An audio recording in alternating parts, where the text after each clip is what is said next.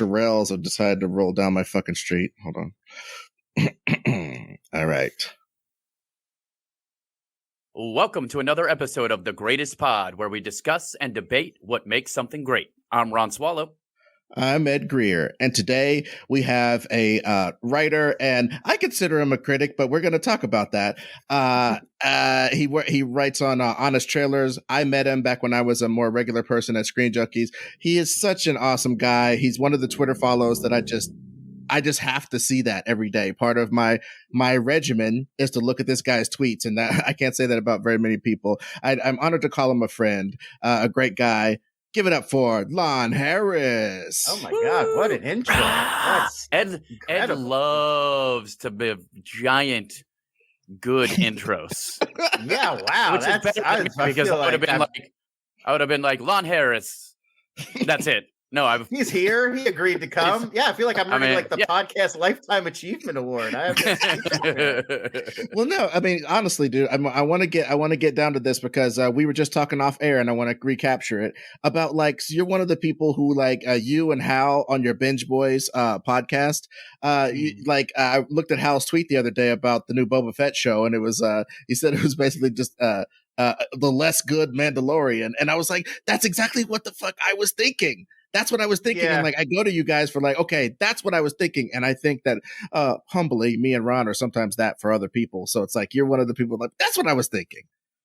Yeah, I mean, there is something that's so immediate about that. When somebody else has your reaction, it's we all kind of crave that, and you want that little taste of validation.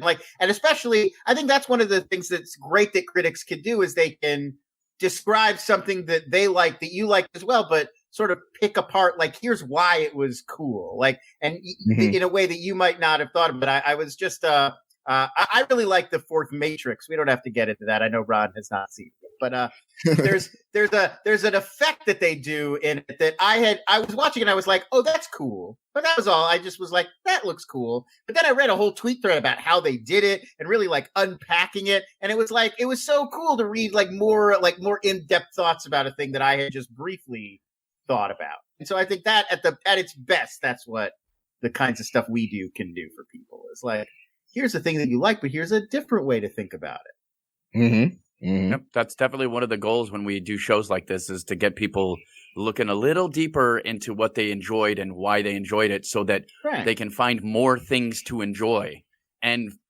get a little more knowledge that when you start looking at something and watching something and you go, why do I like this weird part in a movie? Oh, it's because they did this, this, and this. And I learned that from Lon Harris or Ed Greer, not from Ron Swallow, because he's just that fight scene's great. Well, we so often get stuck, especially on Twitter. I mean, this is a Twitter problem as much as anything else problem. But we so often get stuck on the most superficial, it's good, it's bad. No matter what I say about a show, even a show Hawkeye's a good example of. I had a whole tweet thread about that. I didn't love it. There was stuff I liked. There was stuff I didn't like. I'm sort of split on it. But if you're here's a thing I liked in Hawkeye, rather than even talk about that thing, a lot of people will just come back and you're Hawkeye sucked. Or I loved it. I thought everything was great. And it's that's it. That's the whole conversation is how much money did it make opening weekend? Or is it good / does it suck? I mean, sometimes those comments come out of nowhere, almost it was dark green. You might as well have said that. What are you talking about? It doesn't have anything to do with the substance that I'm saying about the thing. But also, I don't like when people try to psychologize creators. Critics is one of the only things I don't like about criticism sometimes. And it's because I engage in it so much. I'll show you an example.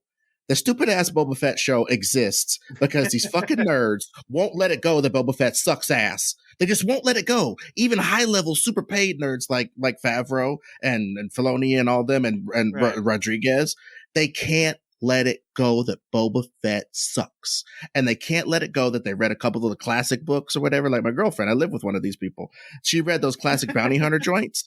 Right. And when he crawls out of the Sarlacc pit, that mind, that paint by numbers that they're making from that information of him crawling out of the Sarlacc pit all burnt up and shit, smacking up some Jawas, getting his armor back, getting his dick right, flying out, grabbing dudes. They just have built this beautiful lattice work that simply is not there. And now, now they get to make it. Now they get to show it.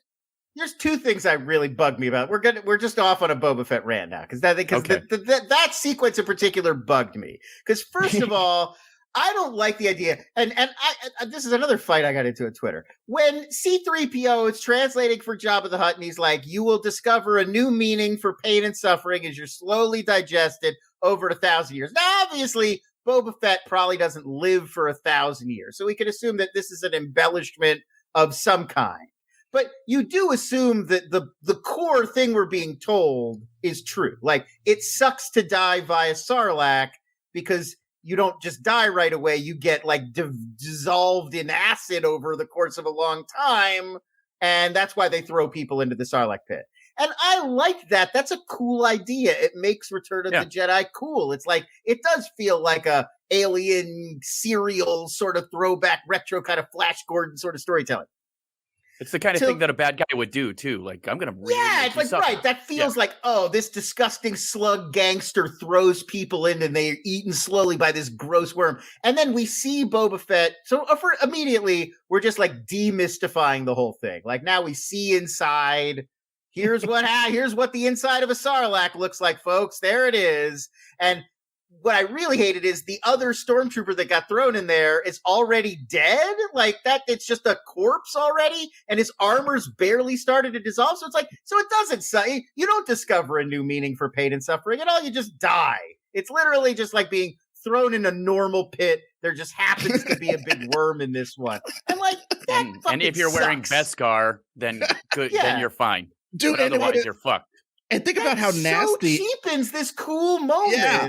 Even if they had him being like writhing in pain, we're gonna get off this audience, I promise. But you know what I'm saying? Like, even if they had him writhing in pain, also, or screeching, we're gonna have to put a spoilers thing at the beginning. We're gonna have to re-record that. That's the first scene. That's the first scene. That's literally the first scene. And you know he got out of there because you know he fell in the. He must have gotten out of there. Yeah, you know he got out because you know he couldn't get the fuck out of here. So that's prologue to the book of Boba Fett. That's not even chapter 1. That's before. Yeah. They already know he's going to get out, and how he got out sucked. Sorry, it's not our fault.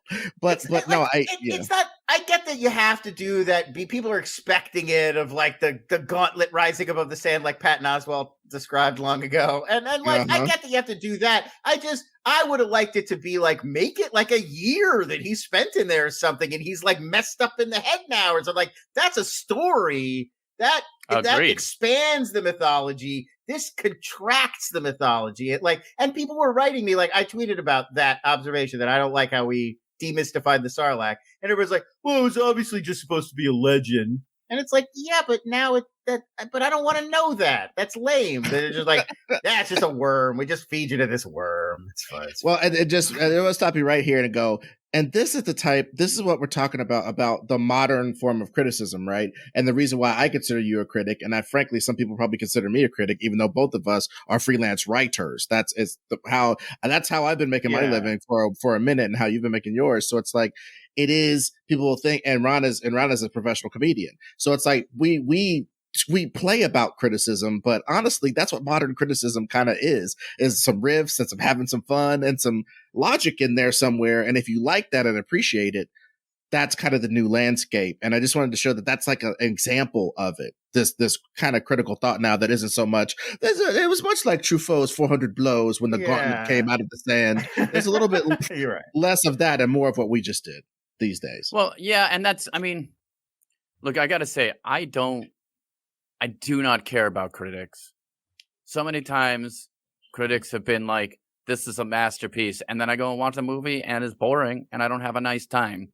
And, and I recognize, because I have enough knowledge to recognize that it's a well-made movie that looks great and all of that stuff, but it just doesn't grab me. And then sometimes I like something like fucking Rapid Fire, which I mention in every episode.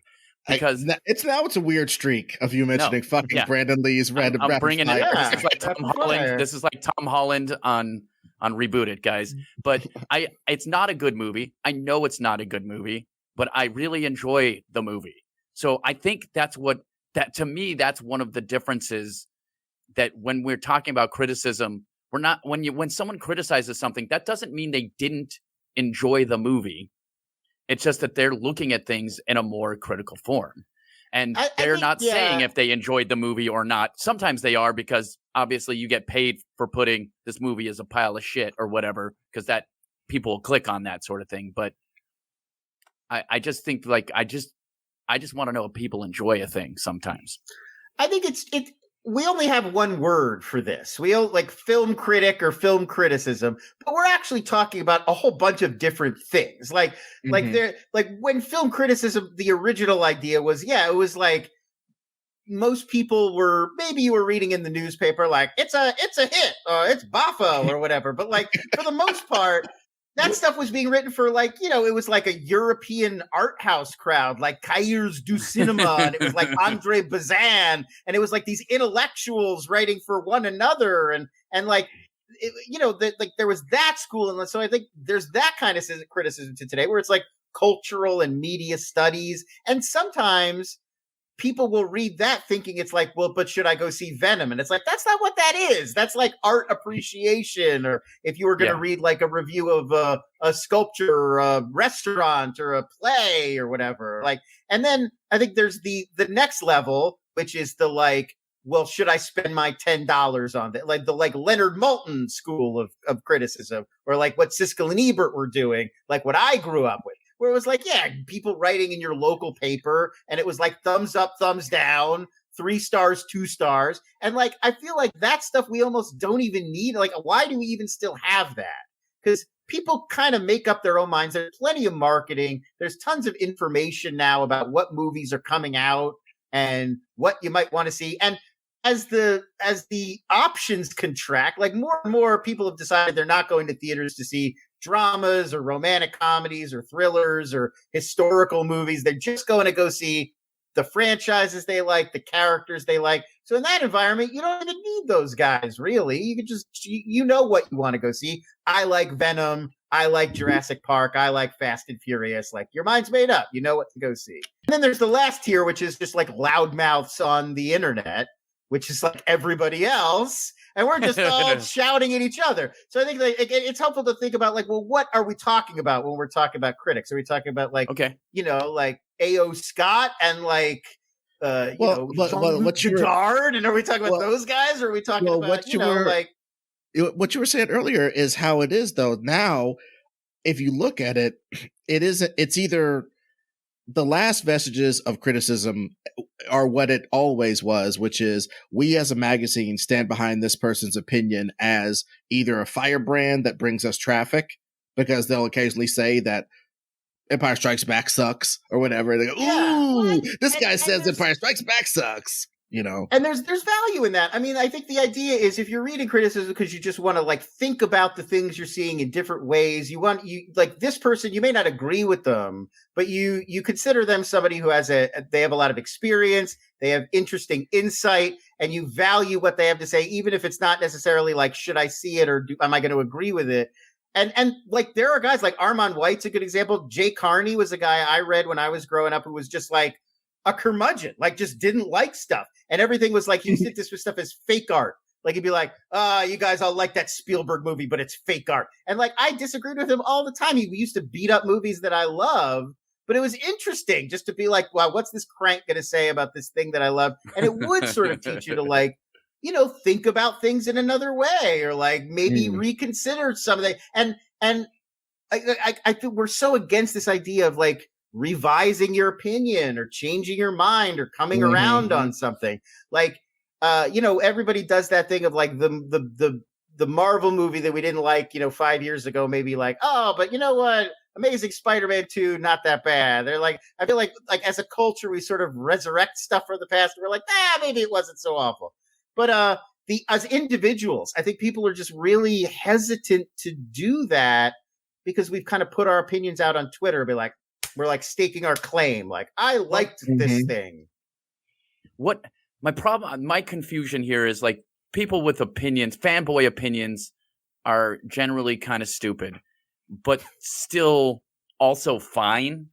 Like, you know what I mean? Like, that's fine. Like, if you're a fanboy and other fanboys like your fanboy opinion, they're probably getting information that like works for them. But those people aren't critics. So I don't know if we count that as criticism. So what let's lay down what we think actual film, movie, etc. criticism is. My thing would be I don't feel like there used to be this category of, there's 6 movies opening this weekend. You want to go see a movie with your husband, with your girlfriend, whatever. We're going to help you pick out what to go see. And I just don't think that doesn't exist anymore. Now it's like the choices are Netflix, Hulu, these 3 franchise movies, those 8 video games. It's just like there's no one person is ever going to be like, here's what to do. We all know what we want to do anyway, for the most part. So I would say just get rid of it. Just like you don't need that. I don't need that anymore. I think that no more the value would be people who have interesting tastes, interesting perspectives on things that they've seen, who are going to write about them in a way that enlightens me or adds to my enjoyment of it, or my dislike of it gives me more of a sense of, oh, well, that does help to explain why I reacted the way I did, even to this thing I didn't like. And I mean, there's countless good examples of that. I read a whole book about The Sopranos that you got Matt Solar-Zeitz, and I'm blanking on the name of the other guy who wrote it. I'll look it up. But anyway, it's like, it's full of like insights about, how this scene was made. Did you think about this scene and this character and this relationship in this way? And like, if you're a fan, it's really fascinating and enlightening to read that kind of stuff. And to me, that kind of criticism has a ton of value. And it really doesn't have that much to do with whether you agree with it or not, or whether you're going to pay to see the movie or not. It kind of assumes you are going to pay to see the movie, because otherwise you're not going to get that much out of the writing. So it's almost like criticism is moving more in the direction of a discussion, an enlightenment discussion on art or comedy or a fight scene or whatever it is, or the way something's done or the writing, whatever we're ended up discussing, instead of criticism, which was do you like this?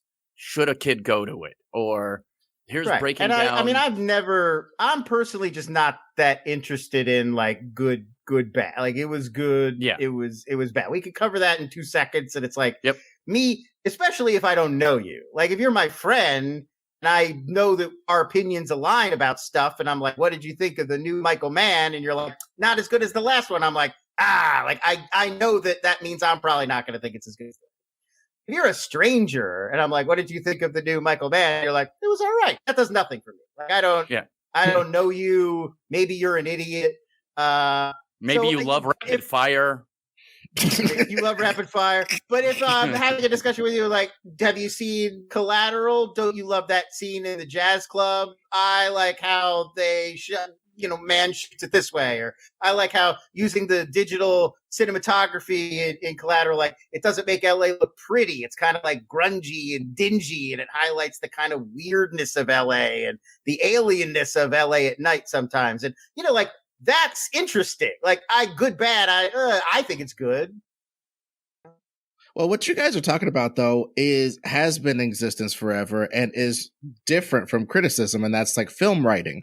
Like, when I used to read like fucking Film Comment magazine and shit, boy, my little synapses were trying hard to comprehend this 15-page article about Out of Sight, or and treating Out of Sight the same way I would treat 400 Blows or La Notte or whatever. It's just like, we're going to treat Out of Sight like one of these great films, because it is. They decided that it was. They treated it that way, and they wrote about it the same way you'd write about some Antonini picture or whatever. Well, that was the great breakthrough of Cahiers du Cinema, like Andre Bazin and Jean-Luc Godard and Truffaut and that whole all those guys. That was their big insight, was they were in the 40s and 50s in France, and they were like, look, we're all sitting over here watching our, like movies, like art films from the 1910s and 20s, and writing essays about, the camera and the gaze and whatever. But the most interesting work is being done in Hollywood. It's these genre movies. And that was their whole thing, was like film noir and westerns and John Ford movies. And like, those were the directors that those guys were watching. And then through their writing, they helped to like popularize those styles and those ideas. And then if you go back and watch when they started making movies, those are the movies they made. Like Truffaut made Shoot the Piano Player, which is just an American style film noir, but with a bunch of Frenchies. And And like, so I think to me, it's like, it's all part of one conversation. Like, criticism is just film writing, but with a little bit more attitude, a little bit more like, and that's why I think this is better than that instead of just comparing this to that. But I don't think that necessarily means like you should see this and not that. Again, it's kind of a lot of it's written with the assumption you'll have seen it all because they're referencing it all. Like in the same way that an academic would be like, this book is interesting because of this, and this book I don't think is as interesting. Like that's not, don't read that book. That's just like, I think this one makes a better argument. Well, see, and that's what I'm saying about in regards to film criticism. Definitely not being dead. I mean, it is a dead art in that if I had a kid, I wouldn't be like, what's the booming, plastics, baby. I wouldn't give him the plastic speech about film criticism. I wouldn't give him that. But like speech. In the 80s, I used to tell my dad I wanted to be a film critic, and he was like, "Bro, go to law school. We'll figure it out." Like it was never a thing that you were hoping your son was going to want to do. It was always like, well, but at least there were newspapers. Make that the backup. Yeah. At least there were newspapers when you were a child. You know what I mean? That's true. It was better. No, it was much more promising then than now, but it was still because now everybody has access to YouTube and a webcam, and everybody can be a critic on YouTube. Right. I mean, sure, you'll have people who maybe know more or know less or whatever.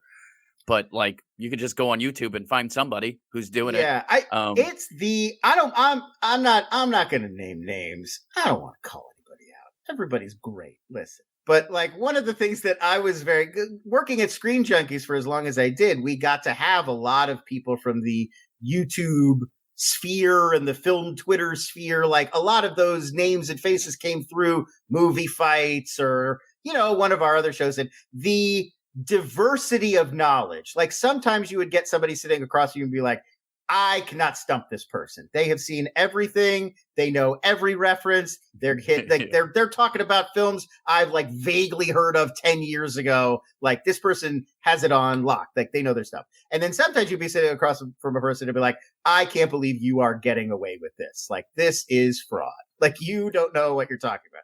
And that's how I feel every time I talk about something. And you just don't know. I mean, like, if a person is a good actor, and like, you don't need that breadth of knowledge to do a lot of these videos. Like a lot of these videos sells shit. And a lot of them are like, we're going to talk about Nolan. And if you've seen the 4 big Nolans, you can have that conversation, and people don't know that you haven't seen any of the movies that Nolan is inspired by or riffing on or in conversation with, like it's not that hard if you're confident and you sound authoritative.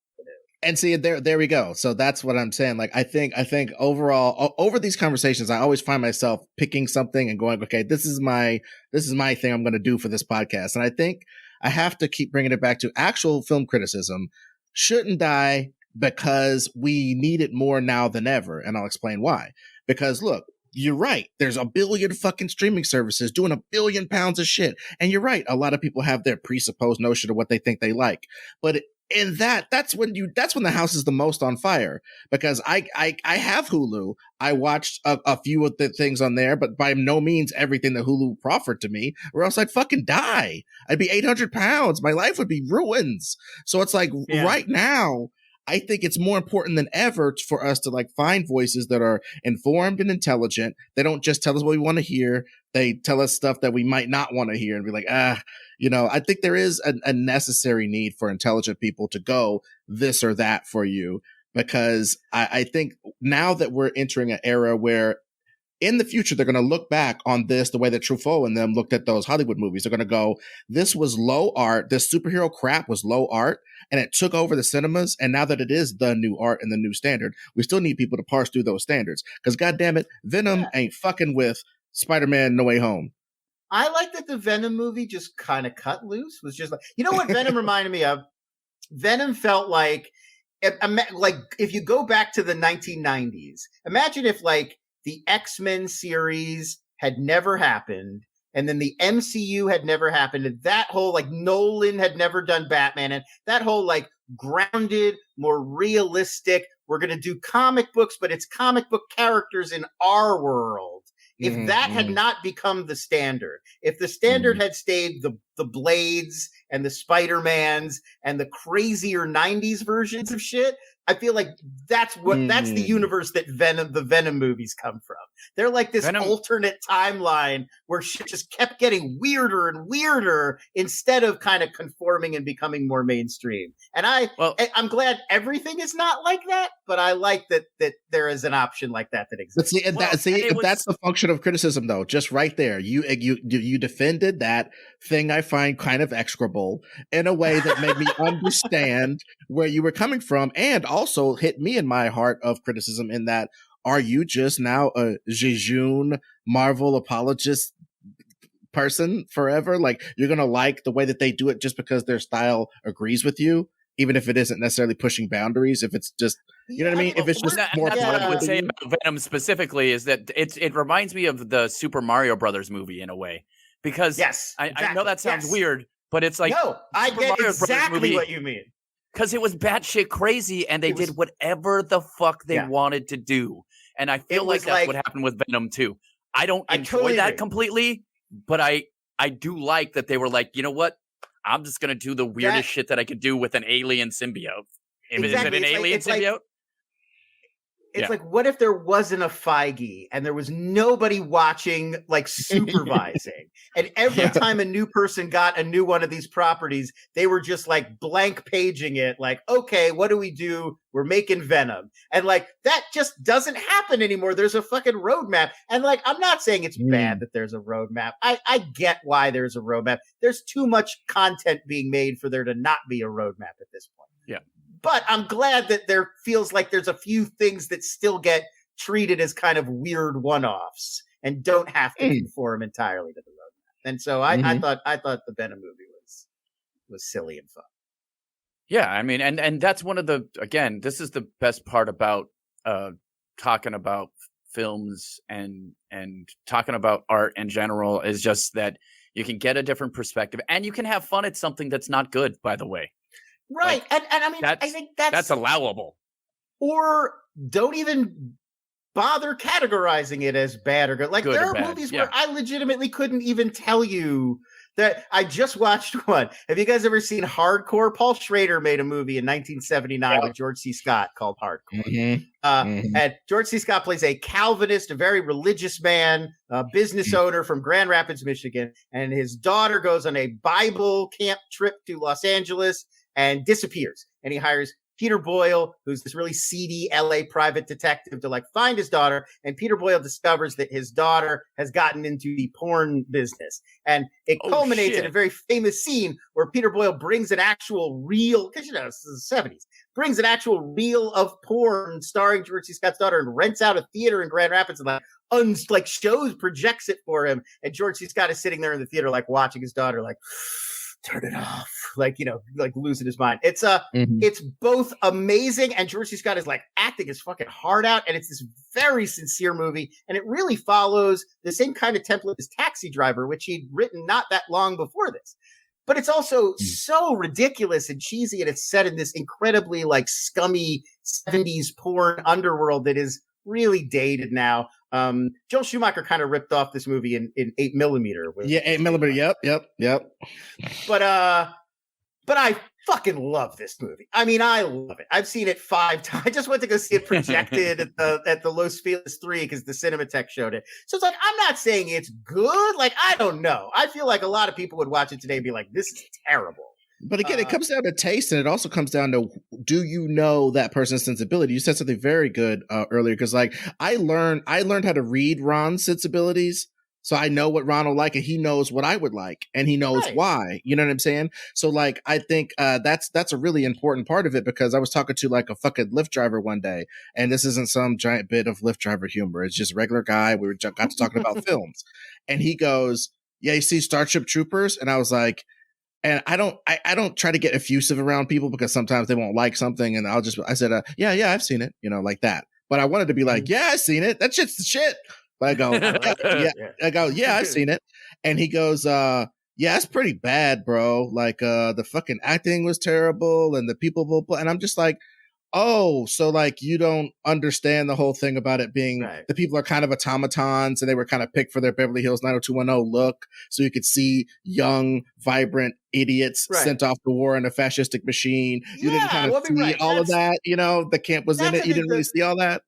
Verhoeven, it was like 5% too subtle for Americans. Like, I feel like just the fact that there are all these incredibly white bread, Casper Van Dien and Denise Richards and Neil Patrick Harris, and they're all playing these very like Aryan stereotype characters, and that they're in Buenos Aires. Buenos Aires. Never unpacked. It's never unpacked. Like, why is Brazil this like lily white Caucasian rich people paradise? Like, and that alone is like the giveaway. Like, oh, the world is bad now. Like, this is an earth that is not cool. Bad things have happened to this earth. And I feel like Verhoeven was counting on us being like 5% more like Dutch. And they're like, oh, I see what he has done here. And like, we're just not that way. We need you to spell it out for us a little. And he made all the costumes very, very Nazi. But like, I went to the junket for Starship Troopers. That was one of the first movies I ever covered in any kind of professional journalism writer capacity. I'm dating myself a bit here. And a lot of the critics, a lot of my fellow, like the people who have been my colleagues then, also did not get that movie. And like Verhoeven was like visibly frustrated talking to some of them about it. So it's not like I'm saying you're a dummy if Starship Troopers wasn't immediately apparent to you. Like, not everybody is on that wavelength, and that's cool. But that's a great example of like, well, that's the kind of thing a critic can do. That's not, is the movie good or bad? Like, we obviously know like the bugs look cool. There's lots of good shooting. Michael Ironside is a badass. But like, that's apparent. It's like, yeah, dig into this stuff. Like, what is interesting about Starship Troopers? Why this war against these bugs? and you look at things a little. It's sort of like the people who love Rorschach for the wrong reasons. Yes, exactly. Or the fucking Joker.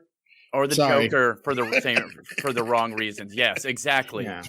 Like, or really think Thanos was right. All of this stuff that some people don't get. But I think that the power of good writing and criticism can help people because they're not dumb, by the way. I think that you're just not informed. And once they get information, maybe they can move into something a little bit bigger and a little more thoughtful from then on that point, right? Or they can reject it having seen it at all. Because the thing is, you don't just get a new piece of information and go, oh, now I get it. White nationalism, it's totally needed. Thank you, Jordan Peterson, or whoever. You know what I'm saying? Like, that doesn't always happen. Sometimes you reject it, but at least it was articulated to you and you had an opportunity to accept it or reject it. Yeah. Yeah, and I mean, I think it could also be hard for those of us who spend a lot of our time in this world of film and TV and trailers and hype and this and that. Like, most people, this is item 57 through 60 on their list, not 2 through 4, like it is for me and some other people. So it's like you have to stop yourself, and like you have to hit pause every now and again. Because sometimes I'll be like I was in the theater for No Way Home, and like Tobey Maguire shows up. Spoiler alert, folks. And everybody goes nuts. And my initial thought is like, come on, folks. You all knew Tobey was going to show up in this movie, but like maybe they didn't. You're not on the internet every day. Maybe that really was a surprise to you. That did get by you. Like, well, I'm so they probably like the way it was set up. That's possible too. I'm just saying, like, I'm so poisoned with this stuff 24/7. Like, what was going to happen to it because it's my job, and that's also I'm just addicted to the internet. That I just assume everybody's heard about all this stuff, and it's all old news to everybody. And like, why are you behind? But it's like a lot of people don't give that much of a crap. They'll go see a movie on the weekend, but then they're busy. They're like doing things and have responsibilities. They got to like take care of their children and pay bills. I've purposely rejected all that, but not everybody has made my choices. Well, dude, I wanted to talk a bit about, Ron has seen this movie, and we can discuss this movie without spoiling a goddamn thing. And it's the movie Don't Look Up. And how it hit like a missile in this whole criticism thing, because I'll briefly explain the controversy from my perspective.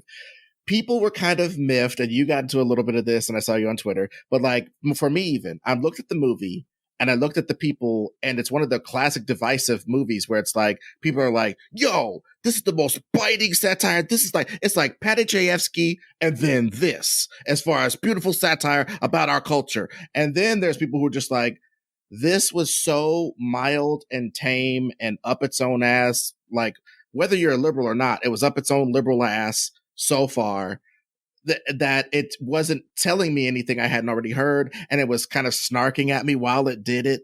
And then everything in between. But like, I haven't seen a movie that divisive in a long time. I just found myself unaffected by it, and its shifting in tone weirded me out and made me not think that it was a real story. And it shifted me into this mode of looking at it as a fable. And once I got into fable territory, it wasn't a fable like defending your life or something cool like that. It was a fable like those other shits that are just like, this is a whimsical tale because it doesn't quite hold together. It doesn't really make any sense. So whimsy. And that's why I didn't like it. It wasn't any other message. I did not hate it while I was watching it. I didn't really like it that much. And I knew that I wasn't really thinking it was that funny. Like, I definitely thought I was excited about this movie when I first heard about it, because it felt like after Big Short and Vice, these purposefully more serious in tone projects, I thought this was Adam McKay going back to doing something like zany. Like, I knew that there was a more serious underlying message than, say, Step Brothers, his crowning achievement, I would say, if we're talking about McKay's overall filmography. Me too. love. I mean, it's the funniest. Step Brothers is hilarious. Step Brothers is easily his funniest movie to me. But anyway, I thought this was going to be that kind of a return to form, like political satire, but funny, like big, zany, huge cast. Everybody's playing funny characters, and that was my big disappointment. Was watching it. It felt kind of like SNL broad, like a morning show parody, and like Meryl Streep and Jonah Hill kind of doing Trump and Don Jr. And it felt, I don't know, tame is the right word, but it felt easy, and it felt like going after low hanging fruit instead of the real like villains of climate change. Like, I don't know how you make a metaphor about climate change without like energy executives or the UN. I don't even think there's no Congress people in the movie. It's like, obviously it's not just pop stars, the president, and then like Morning Joe. Like, somebody else is clearly to blame here. Just write it about climate change. The shit that people say out loud about climate change is fucking... you can't even make up the shit that people are saying.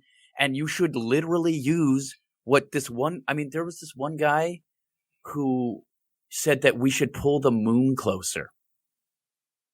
That's how you get a moonfall, folks. I don't approve of that. He literally was like, we should just figure out how to get the moon closer. That'll fix the weather. And we were like, I don't even know how that's supposed to fix anything. Are you talking about? You're solving a different problem entirely. But that's what I'm talking about. And then there's some people who think it's not, they make up some other reason it's not real. You could use real stuff from that. Like, first off, let me say that unlike you guys, I fucking love that movie. It made me laugh, and also kind of just hit where I was like, oh yeah, this is just the truth about a thing. And I think maybe that's why I liked it, but also I can see while you're talking about it how dangerous that can be, because when you want to get a message across, you can't, it just was what we were talking about with criticism. You can't just sing to your choir. Yeah. You have to have enough subtleness in there to, and sure, it can be bombastic, it can be zany, you can make a point with your zaniness, but there has to be something subtle enough in there that it moves people into an interesting direction. Yeah. I think that was my big, it was like, well, what's the takeaway? It seems like the takeaway was it made people feel, who were already worried about climate change, it made them feel like heard. Like, okay, my leaders don't hear me, and these big corporations don't hear me, but like this movie gets what I'm saying, and like Adam McKay understands what I'm saying. And like, I guess there's something to that. Like, that's comforting in its way, but I don't know. I feel like if it's really vicious satire, it should be, trying to like move the needle, trying to like provoke a reaction, try to like really, and I think it's mostly like, it's kind of the sanctimonious liberal tweet, but as a movie. It's kind of like patting you like, you're one of the good ones. You get what we're saying. It's those idiots. If only those idiots would get it. And like, I was arguing with somebody about it on Twitter, which I try not to do. But and I was like, well, what was your big takeaway? Like if this is a call to action, if you do feel inspired by this movie to try to do something, like what are you going to do? Like what does this motivate you to do? And they're like, not vote for some idiot who's not going to do anything. It's like, but we did. We voted for Joe Biden. He promised to do something. Like we already did that He's part. trying. And it.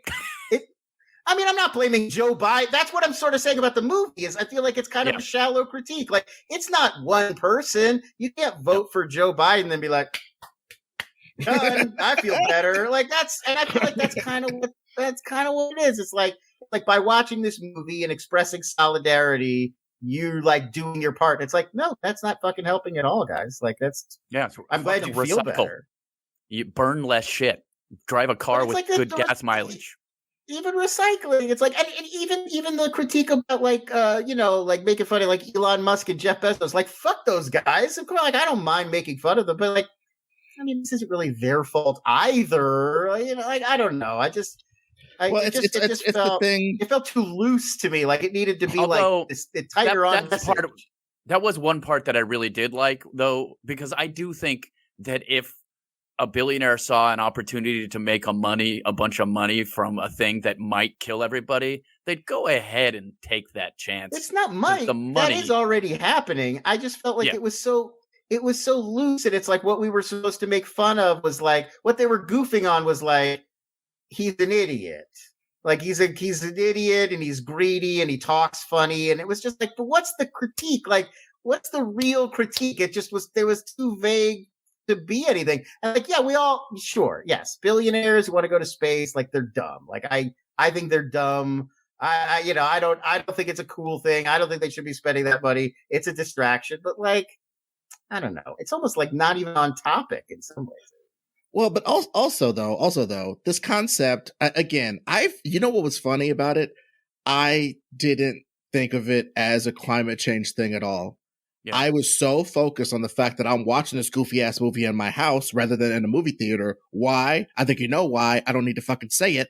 That thing, I thought it was a metaphor for that thing because of all the different ways the president was doing this and that, and not caring about it and shit, and then all of a sudden caring about it. I thought it was about that thing, which illuminates the fact that there are, at present, too many motherfucking crises for you to make anything kind of satire. There's so many crises happening.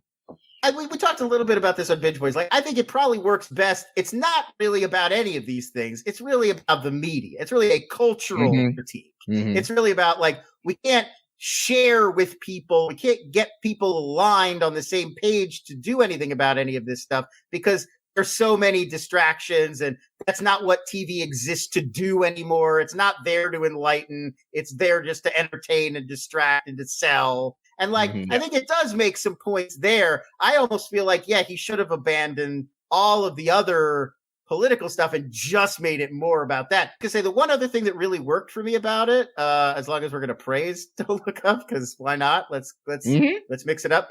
I liked DiCaprio's performance a lot, and I thought his character's arc was pretty good. Like as a movie. Take away all the other as a critique of this or political statement or whatever. I just thought his storyline of being this like nebbishy guy turned media star, and then he kind of burns out on that and realize how hollow it is. And then that final scene with his family. And I kind of felt like the movie was sort of saying, why bother? Like, just spend the time we have left with those you love. Like, we're probably not going to be able to organize in time to fix this thing. So you might as well just like have dinner with your family and like share these precious last moments. A lot of people got very mad at me when I said I thought that was like the theme of the movie, but that almost was more resonant. I think that's more resonant than any of the other stuff to me. When I was driving home with my girlfriend, that's literally what I turned and told her. Like, this just makes me think I should spend more time with you. Right. It's like find people you care about, have your favorite fingerling potatoes. This is going to happen whether you care about it or not. Forget that and just eat dinner. And people were like, absolutely not. It's about how we need. And then David Sirota, who wrote the story and collaborated on it, he was on Twitter like, it's about it. It's a call to action, and we all need to. It's not too late. We can still do this. And I'm like, oh, I did not take any of this away from the movie. It's like, well, what are they? What is I also knew Ed would do. By the way, I turned to in the middle of the movie, And then by the end of the movie, not giving anything away, I turned to my girlfriend and was like, Ed is not going to like this movie. I mean, I just gave a lot away, so I hope. Yeah. Well, I think, no, because like I said, you're deft enough to not be like, yeah, and then the president, blah blah blah, you know. Yeah, so I mean, they have dinner. There's a dinner. Yeah, there's a dinner scene. Oh shit! Spoilers. That's another thing. The Timothy Chalamet's character loves fingerling potatoes. I don't want to spoil the whole movie for you. I feel like that's what Marvel fans are like, though. That's what Marvel fans are like. If I was like, you know what I was interested to learn? That Kingpin loves fingerling potatoes. I'd have like 8 people like, you son of a bitch. I wanted to discover the magic of his love of fingerling potatoes on my own. Well, dude, no, what I was going to say is I think that movie would have worked for me. I think Lon solved it in the middle of all of our diatribes. I think Lon solved it for me. If I'd love for the character to be, I'd love for the lady that discovered it and the guy who did the math to be the same character, male or female. Put those characters together; they're the same character. And then another person is DiCaprio and J-Law are one character, right? DiCaprio and J-Law are one character, and they discovered this thing, and they said, "Meep, Earth's gonna get destroyed." And then a person in the media came to them and was like, "I'm gonna help you because the media. I'm an Edward R. Murrow old school type, and the media will not fail us." And then it just failed them all to hell the whole rest of the movie. I think you'd have something as good as Network or something at that time, but I just think it was too diffuse throughout. So because it would be about media, it would be about the failure of the media. Anytime the media does, and again, and the climate change thing, I wanted to interject this earlier. Corporations, which are made of people, but corporations do the most polluting by far. One factory in your town has more carbon output or whatever bad stuff output than your entire family line will if we live to the year 1 billion. Yeah. One factory in your town. Right. And a link to, you know. And it's right. It's like all these little things that we can do pale in comparison to the big sort of it's nations and multinational conglomerates. Like they're the ones that we need to change and fix. Like we could recycle, we could get, like a Prius or whatever. And it's good. I'm not saying don't do those things, especially if it makes you feel better, do it. But the grand scheme, we really need to fix a lot, like stuff like air travel that we're just not going to be able to fix as individuals. Even if you stop personally flying, that's not enough. We got to like there was one, I was reading a climate change the climate scientist, and he would say like, oh, we should just, stop air travel like next year. Like that would be the best thing we could do. It was like, stop air travel for like inessential. And he was like, no, just stop. Like, if we really were serious about it, we're just like, no more planes. And it's like, we're just not even ready to broach the baseline of that. Like, we're not ready to think about anything even remotely on the scale of that. And so I feel like making people feel bad about it when we're not even really ready to talk about it. And it was just like, I don't know, like that's kind of, and seeing so much of the tenor of the debate on the internet about it afterwards, where it was people like, sicking on one another and blaming one another. And McKay and Sirota, I thought pretty disgustingly were out there like, oh, if you don't like the movie, maybe you're a character in it. And like starting this really mean-spirited, caustic debate. And it's like among people, all of whom are concerned about this problem. It wasn't like climate change deniers were engaging with this movie. They didn't even watch it. So it's all people who believe it's a problem just yelling at each other. And it's like, none of you can do anything about this. Like, you're just like, what is the point of this? Which is a weird microcosm of in certain ways, the fucking movie, which is weird. But I wanted to get to this part. I think you said something in there about the meanness of some of the discourse and stuff. I do want to talk about the climate change genie out of a bottle is analogous to me to the politicization of criticism. In our sphere of being in it's like that Pandora's box has been open and we didn't close our eyes and we just, our faces are turning to jelly and we're just getting melted like them Nazis. Yeah. But, because I just think I watched some of these YouTube channels and somebody got on my Twitter and said something about the Black Rocketeer. They're making a Black Rocketeer with David Oyelowo. Yes. And he goes, boy, that stuff is a real hard pander, bro.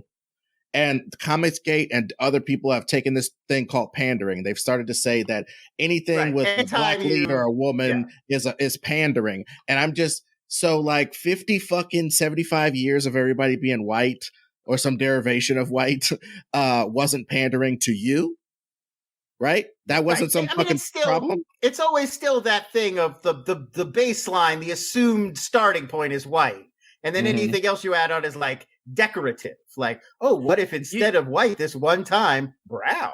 And it's like, no. It's just, like everybody's starting from an equal position. If there's a character isn't necessarily any one shade or whatever the writer wants to make them. And what I think is so crazy is you get all these fans that are like this in terms of TV and movies if they try to switch up a gender or a race of a character. But in comic books, it's always been like that. Like, they were like Green Lantern was a white guy when I was a kid, and then a black guy a few years later. And he's been a variety of white and black people, and it's just like I don't get why it's a stumbling block. I don't get why it's a stumbling block in movies when it never was. Like you could have like a Spider Woman, and people are like, all right, now it's a Spider Woman. One of the things that's the most dangerous thing that has happened in the last 10 years is the fact that people are literally believing two different things based on either politics or being a fan of something, or, do you see where I'm going with this? So I think where film criticism can come into all of this is to be an even keel, to be a part where it's like, we're going to look at everything in a whole and talk about what exists in this without creating divisiveness. And I think that could happen. They can only bring themselves. Like they can only bring. I don't think it's necessarily their job to like chill everybody else out. Like if they like in sometimes sure. Like I think there are instances where it will be a debate and the critic's voice is like, there's good points being made here. Here's a middle ground. But I think there are other times where, like years ago, when I was first talking about movies on the internet, I would would always be like, "What's a movie everybody loves that you hate?" Like that's a very common question or form of question. And I would always say Forrest Gump because I fucking hate that movie, and it's like right wing creepy propaganda that always weirded me out since I was a teenager. And in the time that I've been making that argument, a lot of other people have come around. Like now that's a very common, if you type in like Forrest Gump Republican or Forrest Gump Conservative, you'll get a lot of blog posts and tweets and comments about it.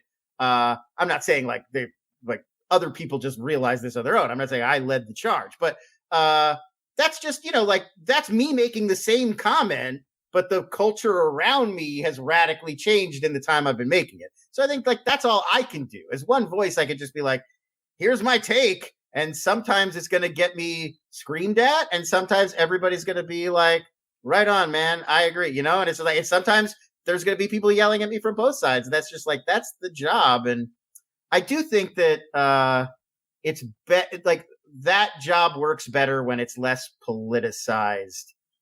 Other than in the individual sense. Like as an individual, my politics are what they are, and that's immutable. So if I see a movie that I'm like, that movie is racist, I'm not going to be like, it was good except for being racist. Like it violates a deeply held political belief of mine, and I can't just like not engage with that, or like misogyny, anything else. But I'd like to think that if a movie has political ideals that are different from mine, I could still watch it and be like, here's a take on this movie that's separate from like, and we do that all the time. I mean, I think there's lots of 80s movies that have like a Reagan era conservative bent, or every like kind of propaganda movie. There's a lot of those that I like. And I'm just like, look, I don't necessarily agree with the worldview of this movie, but I, like the way it's made, or the way that this character is reflected, or the way that it tells this story is still, worthwhile. Even like Red Dawn. Like I like Red Dawn. I grew up with that movie. It's gross, but like I like it. Well, see, and I think that's kind of interesting right there as we round out, is that part to me, I think That's what criticism is for you to stand there against the slings and arrows of your brethren and the plebeians who aren't as smart as you and the people who are way above your pay grade and know the fact that like this movie that you're fawning over is the same as the ketchup they made or the bomb that they made that year or whatever. It's all just a product, and you having some artistic feeling over it is probably kind of weird and useless while they're up in the sky. All these different factors can fly around. But in the end, criticism is there for you to state your individuality and to see if there's other people in your tribe who think that the Phantom isn't good, but 1989 Batman is, and why, and all this different, all these different things. It's kind of like it's its own piece of art. Like we understand that there could be like a real thing that happens, and then one person makes a documentary about it, and one person makes a scripted film about it, and one person makes a graphic novel about it. And those are all like different reactions to the same original thing. And I think like that's what criticism kind of could be as well. It's just like it's an essay. It's just an essay. It's just an essay that happens to be a personal reaction to a piece of media that person saw. But it's not really that different from any other kind of personal essay. It's just your fucking take, you know? Oh, and also one thing I'd like to say though, really, really quickly, I'll give the floor to Ron. I think part of it is a time capsule aspect, though. I think maybe in our rush to judge things presently, we're not looking at like the fact that I could read a Siskel and Ebert view of a movie from the 70s and see him revisit a movie in the 90s and see how his opinion has slightly changed, and to see him in all of these forms. I think that's kind of crucial to us understanding that we need to take snapshots, and then we need to look at our snapshots laid out over time so that we can see what we felt in the moment, and then we can see what we feel because in the future, some of the things that we think of as low art, Alphonse Mucha's posters were looked at as low art at the time. They were just fucking flyers. People would hand them to you, crumple them up and throw them on the fucking ground. It's some of the most beautiful art we've ever seen in our lives. Toulouse-Lautrec, same thing. Some of these anime has been fascinating. Like when anime first came to America and they called it Japanimation. And it was like VHS tapes at the convenience store and at the comic book store, and like nobody was like, this is great art. This was like, this is weird, creepy shit for weird for freaks. Yeah. Yeah. And like the first time I saw that's why my guy came up to me and was like, dude, I got a VHS tape for you. Right. And like the first time I saw Ghost of the Shell was at like my friend Mike's place. It was like a 3 times re-recorded over VHS tape. And it blew your fucking mind. I was like, what is this? This is crazy. And so, like we had no idea back then that like one day Gen Z would be like, they're all immersed in it from birth. And it's just like assumed to be a great art form in 2021. But yeah, like that was nothing like that. It was new on these shores. And there's a million examples like that. It's important for us to try to just see how things are going and be part of commenting on it. And I love it when we're wrong. I love movies that go into the future in 1997 as a post-apocalyptic and people are shooting at each other with laser guns. I love that because at least they had a take. I tweeted this story not long ago. I'll retell it because it's so good. I interviewed James Cameron in 1997 when Titanic was first coming out. I at that point I was working for the Daily Bruin, the UCLA newspaper. So I did a lot of crazy interviews in that era. Like I talked to Ridley Scott for Gladiator, like weird shit. But I was at a table. It was like me and like 4 other reporters and James Cameron. And this is 1997. And he's like, we were talking about, CG because they did all the ship and the models of the Titanic and all the CG. And he's like, you guys wouldn't believe this animation is so way beyond what we're even doing. If this blew your mind, this Titanic, ship stuff. Wait till you see what they're working on now. And he used Mel Gibson as an example because it was 1997. He was one of the biggest stars in the world. He was like, we're at the point now where we could have Mel Gibson and you could shoot him today at his current age. And we could just use computer animation to like make him look like he's 17, make him look like he's 80, make him look like whatever. And it's all Mel Gibson shooting all the performance, but we're just manipulating how he looks with animation. And every single person at the table, all film writers, all movie experts were like, not in our lifetime. Like we're never going to get there. Like you can make a dinosaur, but you can't make a realistic, I believe it, Mel Gibson is 80. And like, we're maybe not right there yet, but he nailed it. Like close. He got very close to what we're really doing to an eerie degree. I mean, that Will Smith one, not a great movie, but that was pretty good. Oh, yeah, Gemini Man. Yeah. Like some of that stuff, it doesn't always work, but when it does work, you're like, holy shit, that's pretty close. Like, well, dude, but you know what future that we didn't miss, and I think this can be part of our last points here. I don't think we realize how much story is still part of it, and I don't think we realize how sometimes technology doesn't help the stories. And last things last, I don't think we realized how much technology applied to certain old stories, old style stories was going to happen. Like, I couldn't have foreseen The Irishman if you gave me $1 billion. They're going to use a bunch of CGI aging and de-aging shit to do this sort of what would have been a $20 million kind of period piece about a guy who shoots people in the head. People are so down on it. I thought it worked some of the time. I'll tell you when that stuff doesn't work is when it's a full body shot and they have to move. Yeah. Because you can't CG a 70-something-year-old man kicking a guy like a 30-year-old man. And the other one that's really bad is, and I don't love the guy. I don't mean to beat up on it, but Samuel L. Jackson in Captain Marvel. The face looks fucking great. The face looks great. I believe it. But there's that scene where he's got to like run down the hallway. He's doing an old man shuffle. We all know the old man shuffle. We've all got older relatives. And it's just like, what are you going to do with Samuel L. Jackson? He's 75 or something. See, and that's when you do the thing that they used to do with Tom Cruise sometimes. They take Tom Cruise's face off and put it on a guy occasionally. Like they do it. And of course with Tom Cruise, they would have to do it the less.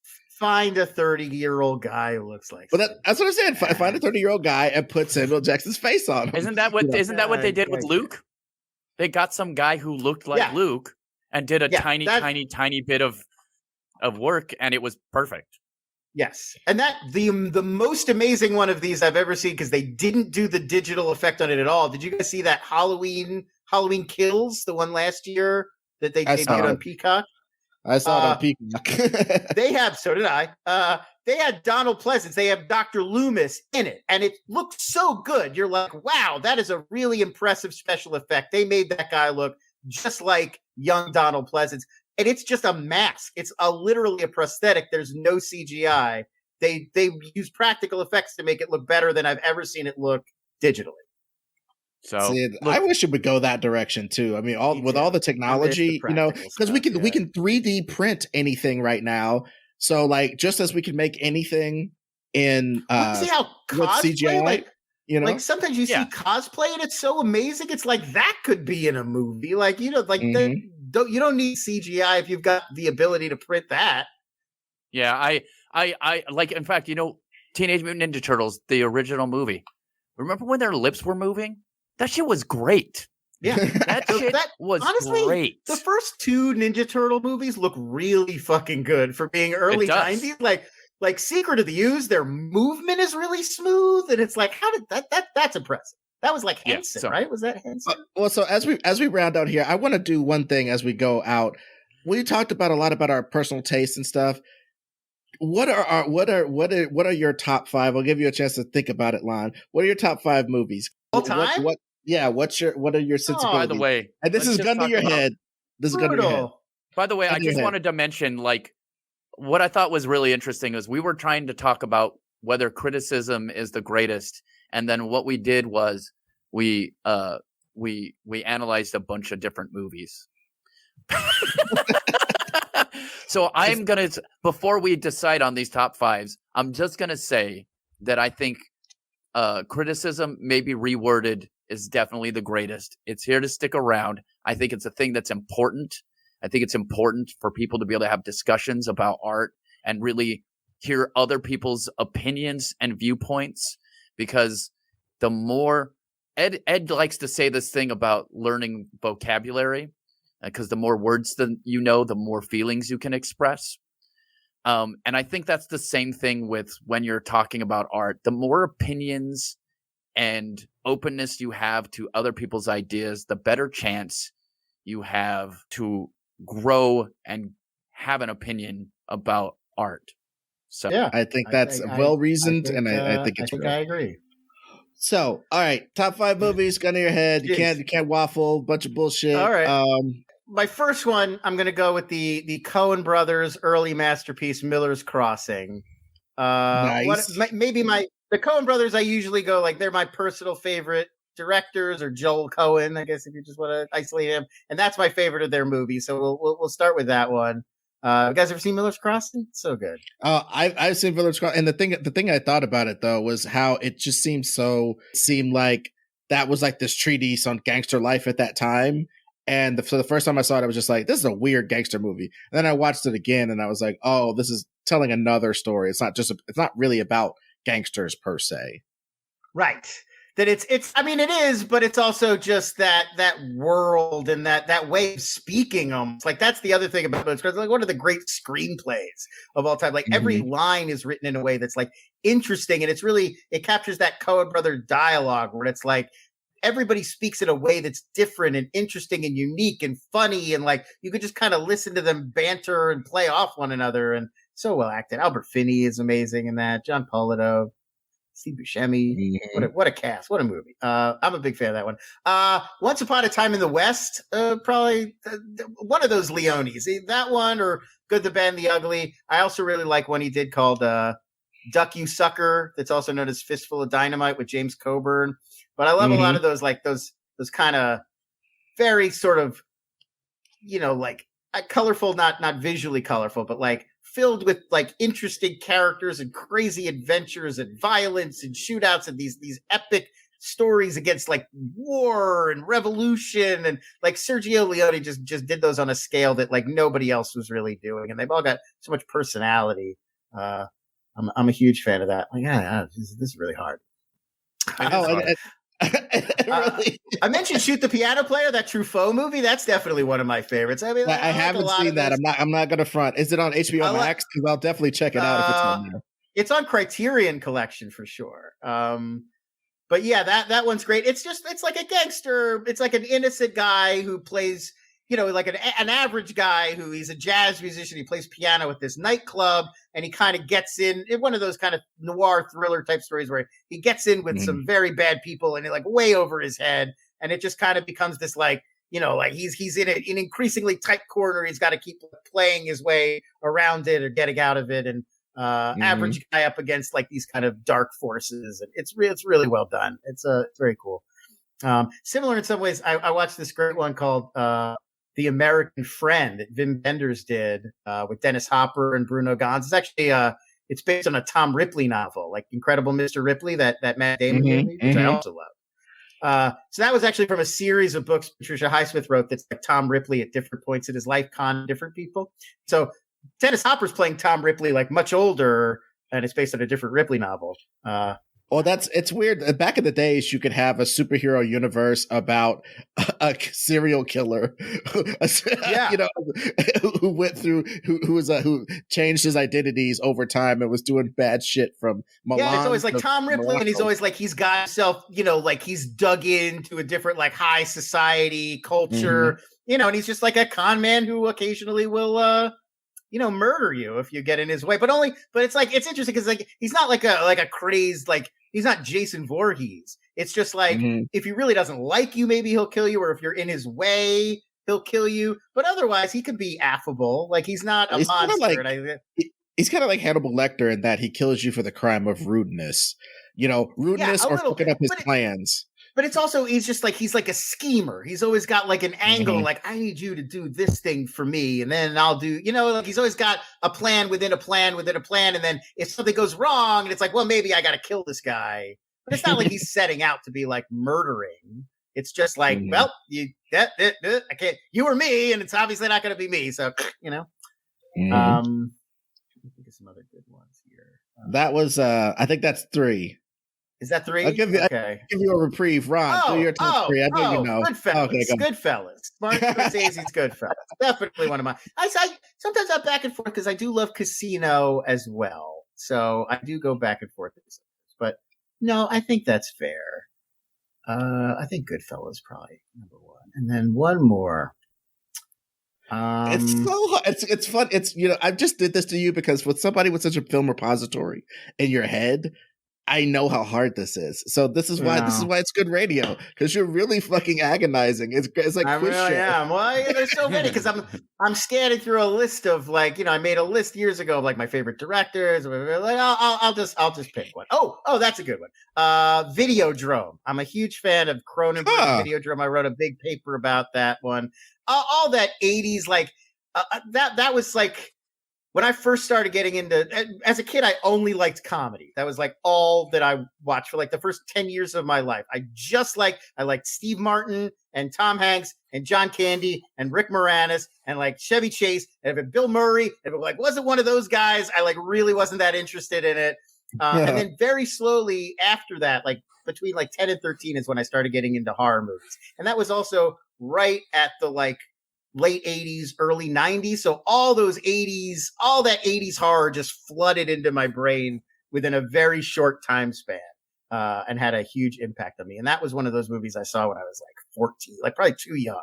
And it was really messed up and weird. And it's got those practical effects, like the same guy that did The Thing, Rob Bottin, I think is how you pronounce his name. And it's all those like his stomach is opening up with jaws and he's got guns growing out of his hand. And it's like so creepy and visceral and upsetting. And it really made a lifelong impact on me. Nice.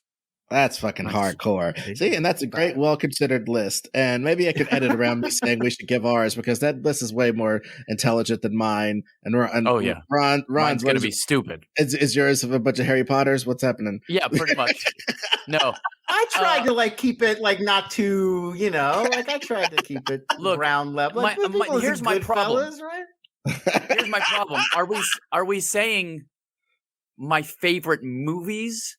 Are you talking about the movies that I think are good? Because that's two different things.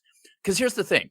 Like, movies that I really, really think were good that I feel like had an impact on me that I just don't watch anymore are things like Good Will Hunting. And I'm knocking Good Will Hunting. Yeah, but that's what I'm saying is like, but that's not my favorite movie.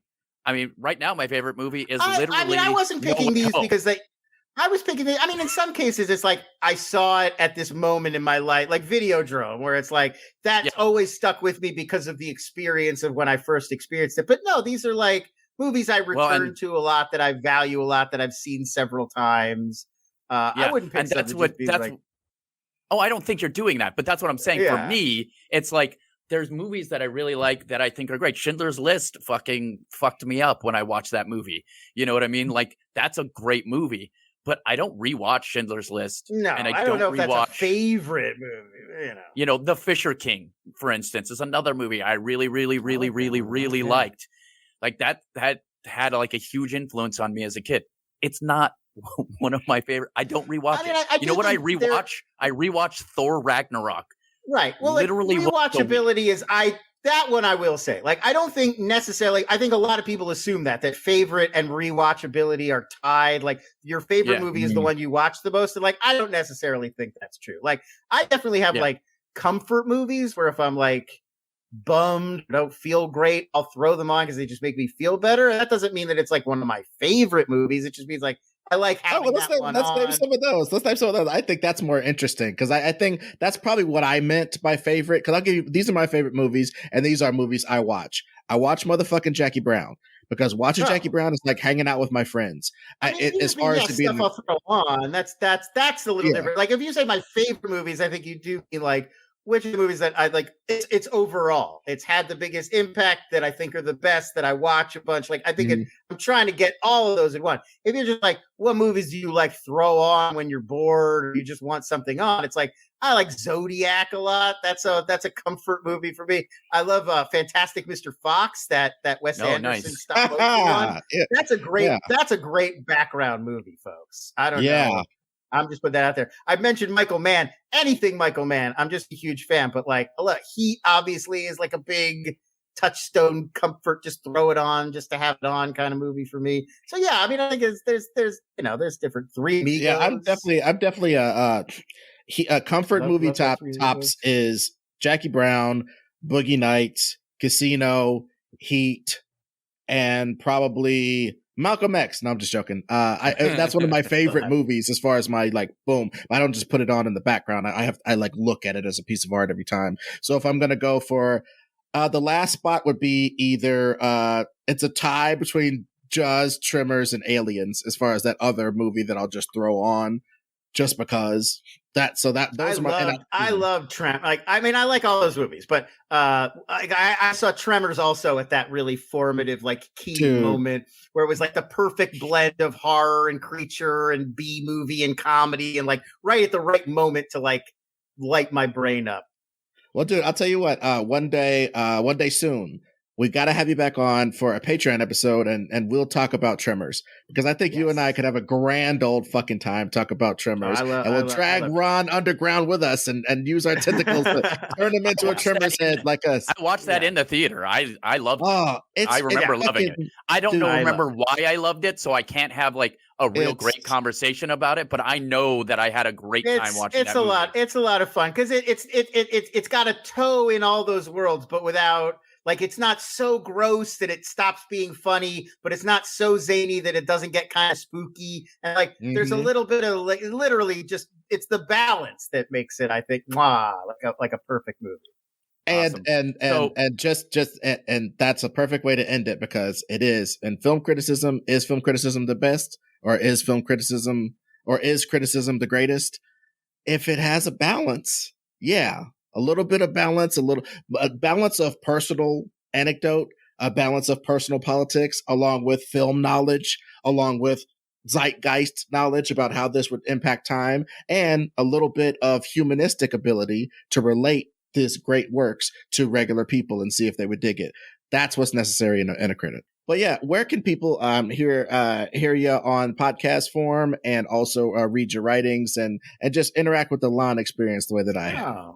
Well, follow me on Twitter. That's the number one thing to do. That's where I share everything I'm working on. LONS over there. Easy to find, just 4 letters. And you can also find my podcast with Hal Rudnick. That's called Binge Boys. We meet up every week and talk about whatever we watched on all the major streaming services. We talked about Station 11 recently. I don't know if you guys have seen that one. Hawkeye, obviously all the Marvel stuff. And we'll talk about Boba Fett. We'll yell about that one next week. So yeah, that's on anywhere you find podcasts. You could find that. Just search Binge Boys and we'll pop up. Nice. Hell yeah. So thank you, as always, for listening to another awesome, super cool episode of The Greatest Pod. That's how we end it, Lon. I figured. That's where I'll end it.